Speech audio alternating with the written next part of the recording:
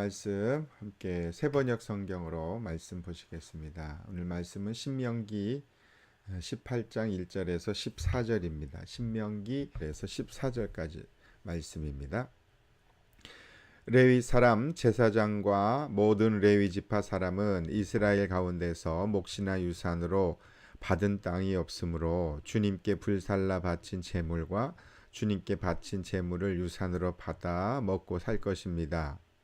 그들이 그 결의 가운데에서 차지할 유산이 없다는 것은 주님께서 그들에게 말씀하신 대로 주님께서 친히 그들의 유산이기 때문입니다. 백성이 소나 양을 제물로 바칠 때에 제사장이 그들에게서 받을 몫이 있는데 앞다리와 턱과 위는 제사장에게 주어야 합니다. 또 처음 거둔 곡식과 포도주와 기름과 처음 깎은 양털로 제사장에게 주어야 합니다. 이것은 주 당신들의 하나님이 모든 지파 가운데서 그를 택하여 세우셔서 그와 그의 자손이 대대로 주님의 이름으로 섬기는 일을 하게 하셨기 때문입니다. 레위 사람은 이스라엘의 온 땅 어느 성읍에 살든지 그에게 간절한 소원이 있어서 살던 곳을 떠난다 하더라도 그가 주님께서 택하신 곳에 이르면 그곳이 어디든지 하나님 앞에 서서 섬기는 다른 모든 레위 사람 형제와 다름없이 주 하나님의 이름으로 직무를 수행할 수 있습니다. 그는 조상에게서 물려받은 것을 팔아서 얻는 수입이 있다고 하더라도 다른 제사장과 같이 몫을 나누어 받아야 합니다. 9절 당신들은 주 당신들의 하나님이 당신들에게 주시는 땅에 들어가거든 그곳에 사는 민족들이 하는 역겨운 일들을 본받지 마십시오. 당신들 가운데서 자기 아들이나 딸을 불 가운데로 지나가게 하는 사람과 점쟁이와 복술가와 요술객과 무당과 11절 주문을 외우는 사람과 귀신을 불러 물어보는 사람과 박수와 혼백에게 물어보는 사람이 있어서는 안 됩니다. 이런 일을 하는 사람은 모두 주님께서 미워하십니다. 주 당신들의 하나님은 이런 역겨운 일 때문에 당신들 앞에서 그들을 몰아내시는 것입니다.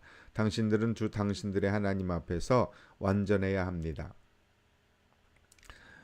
당신들이 쫓아낼 민족들은 점쟁이나 복술가들의 이야기를 듣지만 주 당신들의 하나님은 당신들에게 그런 것을 용납하지 않으십니다. 아멘. 14절 말씀까지. 오늘 말씀도 계속해서 이스라엘 백성들이 가나안에 들어가서 어떻게 살아야 하는가에 대하여 모세를 통해서 하나님 말씀하신 것입니다. 결국 오늘 하나님의 자녀로 거듭난 사람들, 하나님의 백성들, 예수님을 주님으로 영접한 사람들은 어떻게 살아야 할까라고 하는 삶의 규칙, 방향, 기준, 그것에 대해서 하나님께서 이 신명기를 통해서 오늘 우리에게 말씀하십니다. 첫 번째 깨닫는 것은 여기 오늘 레위 사람들에 대한 말씀이잖아요. 그 1절 말씀에 보면 레위 사람은 제사장과 모든 레위 지파 사람들은 이스라엘 가운데서 몫이나 유산으로 받은 땅이 없다. 땅을 기업으로 주시지 않으셨습니다. 가나안을 정복한 다음에 각 지파별로 이렇게 분배를 했거든요. 근데 레위 사람들한테는 내가 너희의 기업이다. 너희는 계속해서 나만 섬겨라 그렇게 말씀하시면서 이스라엘 백성들이 하나님 앞에 나와 제사 드릴 때 예배 드릴 때 그들을 돕는 섬기는 역할을 하는 일을 레위 지파 사람들에게 맡겼습니다. 굉장히 거룩한 사명을 맡긴 거죠.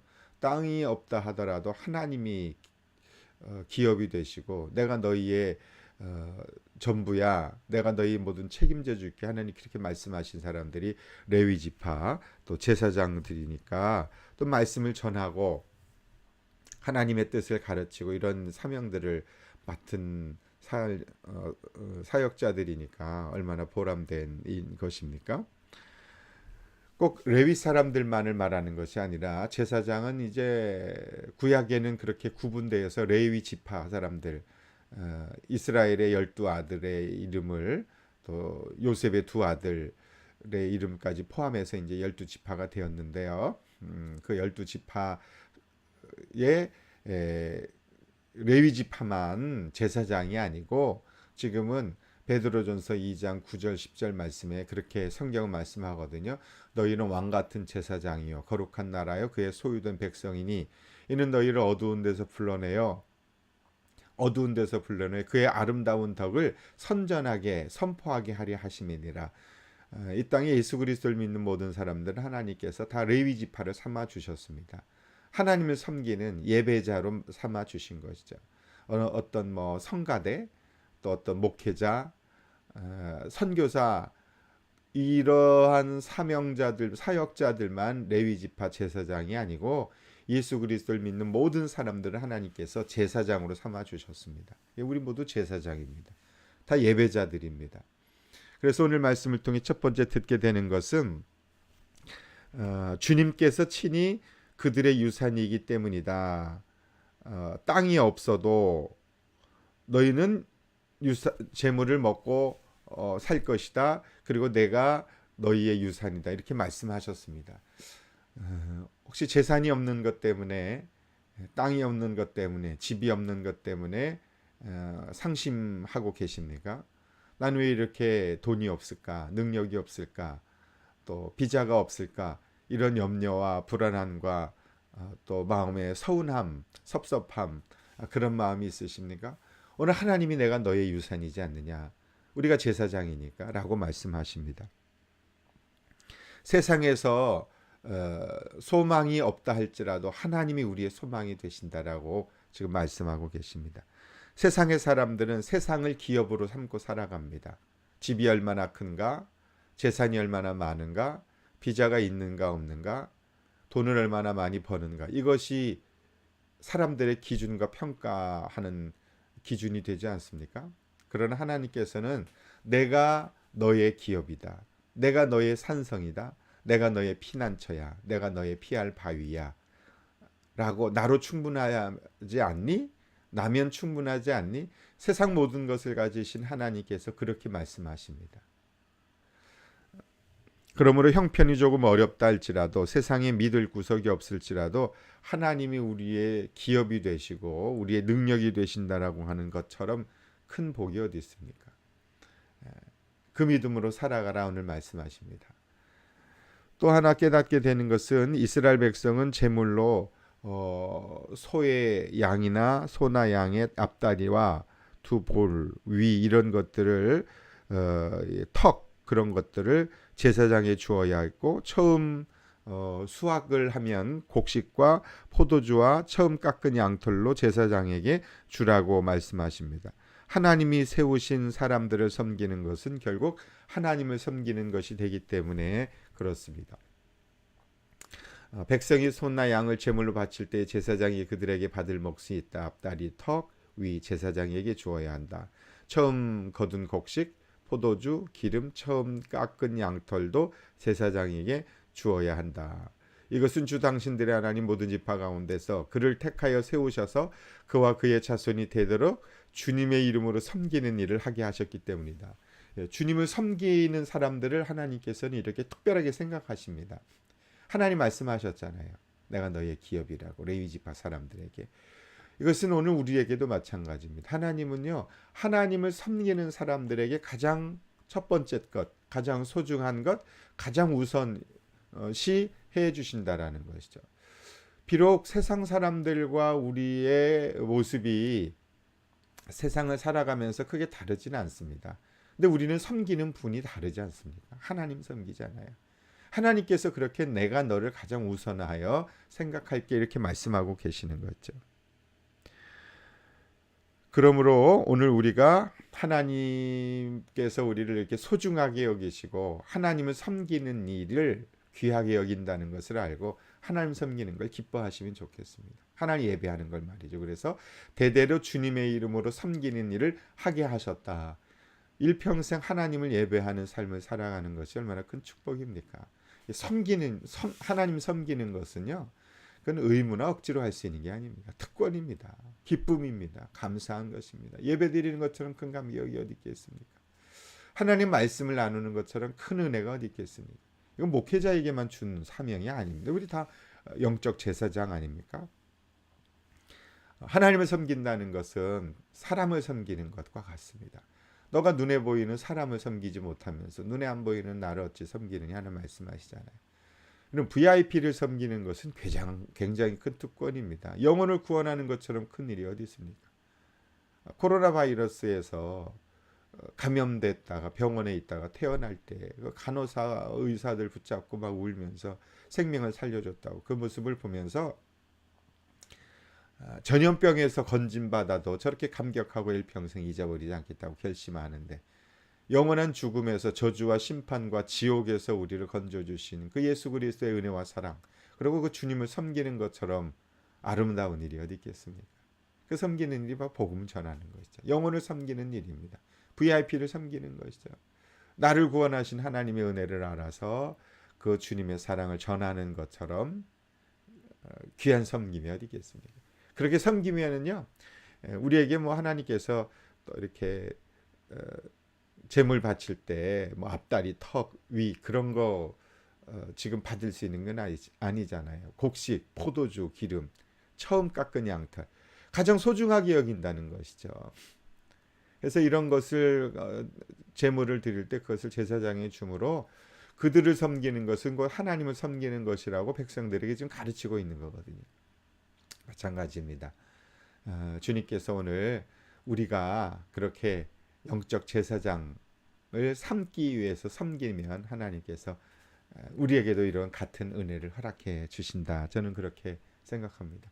섬기는 일을 하시게 하는 거 굉장히 중요한 일입니다. 목자로 한번 섬겨 보십시오. 준비 안 됐어도 괜찮습니다. 준비는 하나님이 시키시지 언제 준비됩니까? 언제가 준비될 수 있을 것 같습니까? 하면 하나님이 다 준비시켜 주시고 예비해 놓으십니다. 저는 이번에 청년들 그 도시락 섬기면서 처음에 걱정이 많았습니다. 신기하죠? 하나님이 섬길 수 있는 사람을 다 준비해 놓으셨습니다. 심지어 교회 다니지 않는 전혀 나와 모르는 사람들을 통해서 섬기게 하시는 거예요. 하나님 정말 살아계시고요. 세밀하시고 구체적이십니다. 하나님 말씀에 순종하고 따라가기만 하면 하나님께서 구하지 아니한 모든 것들을 더하여 주시는 하나님의 은혜. 그래서 너희는 먼저 하나님의 나라와 하나님의 의를 구하라. 그러면 내가 모든 것을 다 더해 줄게. 걱정하지 마. 하나님께 말씀하십니다. 하나님 신뢰하십시오. 그러면 하나님이 더 풍성하게 섬길 수 있도록 해 주실 것입니다. 또 더 풍성하게 섬길 수 있도록 해 주실 것입니다. 또 레위 사람들이 이제 다른 데 살기를 원하는 소원이 있어서 살던 곳을 떠나 주님께서 택하신 곳에 이르면 사역지가 옮겨진 것이죠. 다른 데 가고 싶은 마음이 있는 거예요. 이사 가고 싶은 마음이 있는 거죠.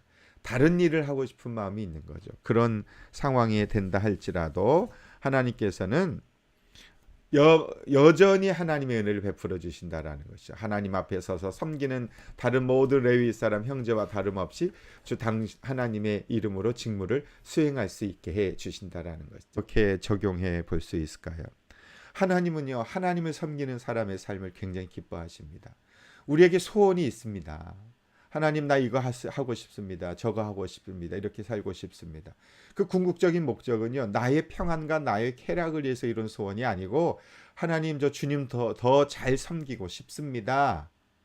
그런 소원을 가지고 계시면은요, 주님께서 인도하시는 어디에 가서든 주님 섬기는 일을 하게 하십니다. 그러므로 가장 우선되는 목적은 나의 만족과 기쁨을 위해서 살아가는 삶이 아니라 하나님을 잘 섬기고 싶은 마음의 소원을 갖는다는 것은 굉장히 중요합니다. 그럼 하나님이 그 일을 하게 하시는 거죠. 그래서 이 세상에서 우리가 어떤 직업을 갖고 있느냐는 그렇게 중요한 것 같지는 않습니다. 어디서 그 일을 하느냐도 중요하지 않다라는 거죠.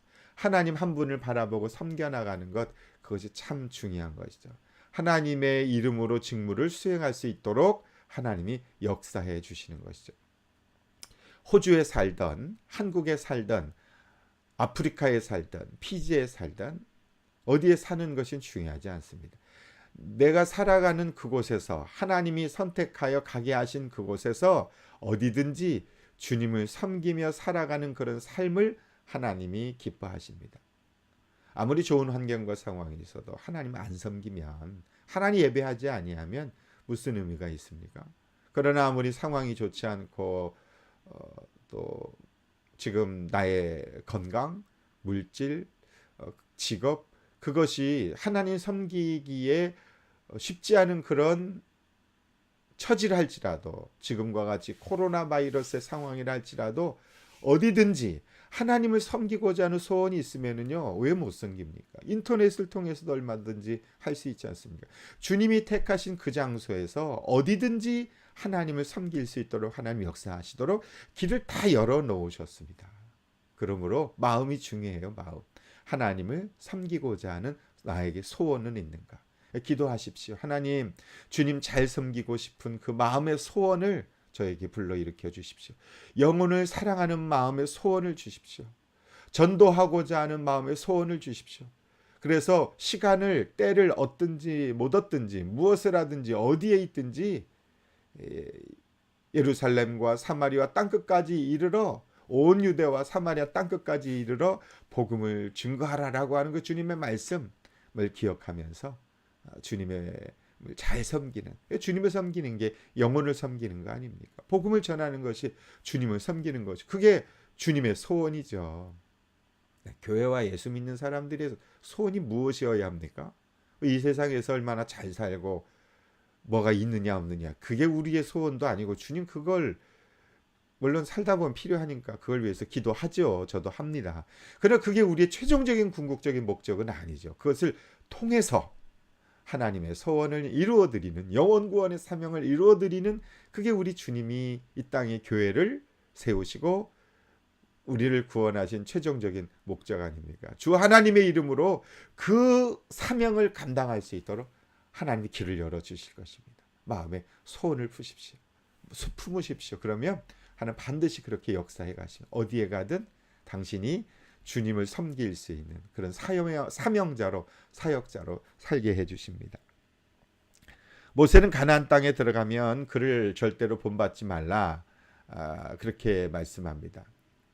9절에 당신들의 하나님이 당신들에게 주신 땅에 들어가거든 구원받으면, 하나님의 자녀가 되면 다른 세상 사람들이 하는 그 역겨운 일을 본받지 말라, 사람들 따라 살지 말라 말씀합니다.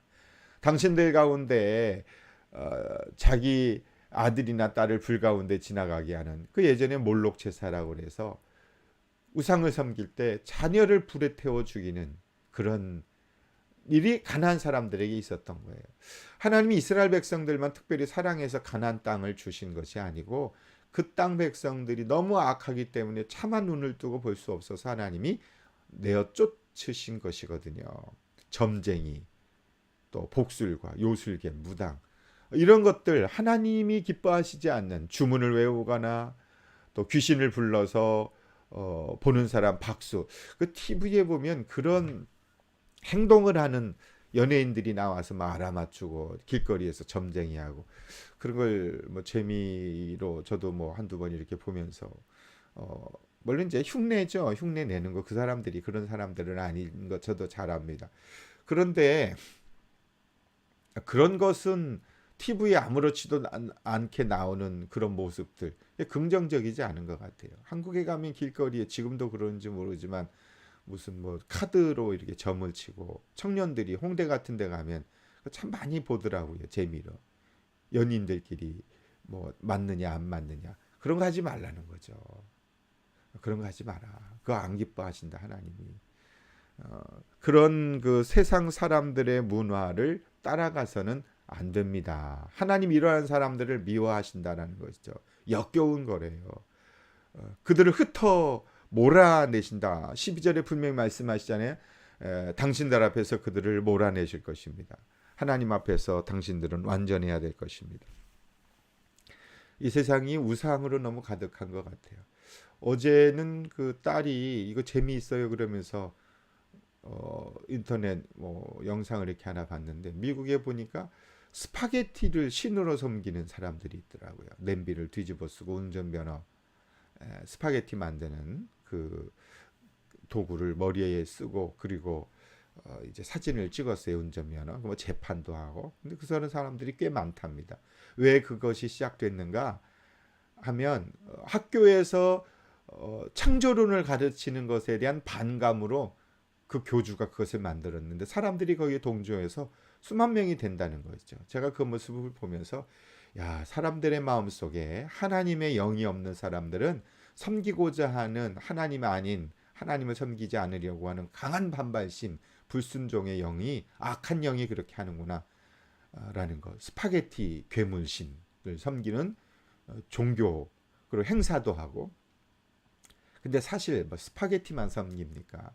섬기는 것들이 얼마나 많이 있습니까? 돈을 섬기는 건 말할 것도 없고 자녀도 섬기고 세상을 섬기고 내가 좋아하는 명품을 섬기지 않습니까? 겉으로는 그렇게 머리에 뒤집어 쓰고 사진 안 찍어서 그렇지 얼마나 마음에 뒤집어 쓰고 마음에 품고 살아갑니까?